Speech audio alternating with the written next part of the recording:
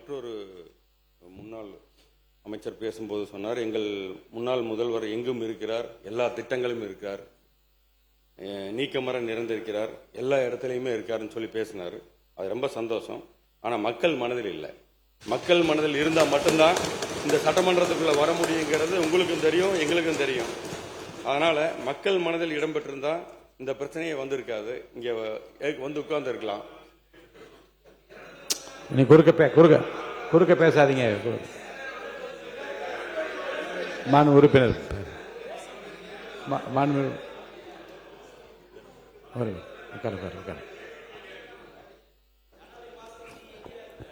மாண்புமிகு பேரவைத் தலைவர்களே, மாண்புமிகு உறுப்பினர்கள் கடந்த ஆண்டு ஆட்சியில் இருக்கும்போது யார் கூட சுத்திக்கிட்டு இருந்தார் என்பது உலகத்துக்கு தெரியும். எங்களுடைய ஊரக தொழில்துறை அமைச்சர் ஐபி குடன் அவர் கூட இருந்தார், பழகினார், இருந்தார்.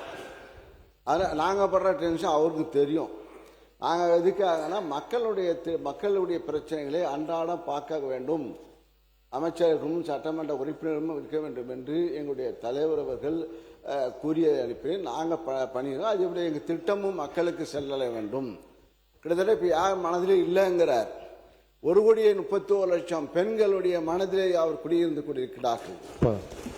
அதே போல புதுமை பெண் திட்டம் விளக்க வேண்டாம். உறுப்பினர் சொல்லிட்டீங்க, அவர் கருத்துக்கு தப்பு சொல்லிட்டீங்க, அதோட நிறுத்திடுங்க. போதும் உட்காருங்க.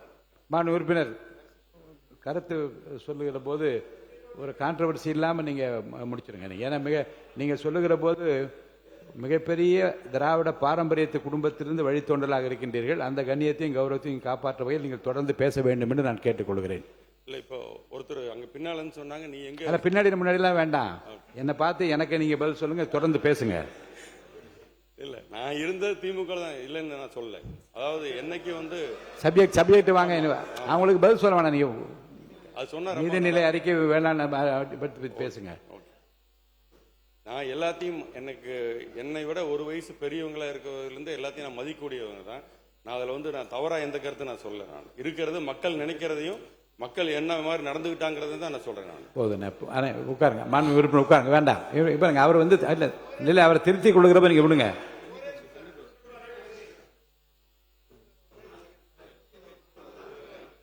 ஐ கொடுங்க. உறுப்பினர் அவர்கள் சொன்னார், கடந்த கால ஆட்சியினுடைய முதல்வர் மக்கள் மனதிலே இல்லை என்றெல்லாம் சொன்னார்.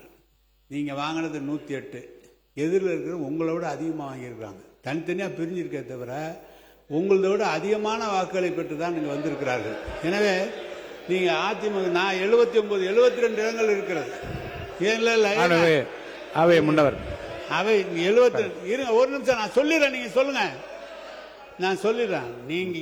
நீங்கள் வாங்கிய வாக்குகள் 108 இடம், 35% அங்க வாங்கியிருக்கிறது கூட வாங்கியிருக்காங்க. தனித்தனியா பிரிஞ்சிருக்கு. எங்ககிட்ட இருக்கிறவங்க தான் உங்ககிட்ட வந்து ஆதரவு தெரிவிச்சிருக்காங்களே தவிர எங்கள் தலைவர் எப்போதும் மனதில் இருக்கிறவர், எப்போதும் மக்கள் இருக்கிறவர்.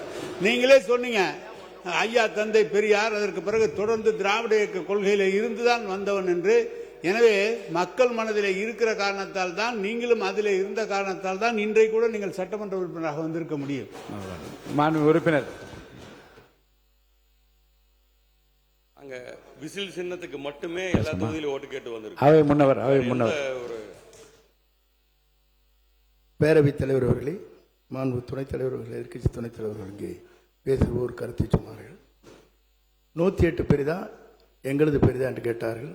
சின்ன குழந்தையை கேட்டால் கூட 108 தான் பெரிதுன்னு சொல்லுவாங்க. ஒன்று, 97 பேர்களை வைத்துக்கொண்டு ஒரு ஆட்சி நடத்தியவர் நீங்கள் என்பதை மறந்துவிடக்கூடாது. மாண்பு உறுப்பினர் சுகுமார் விவாதத்துக்கு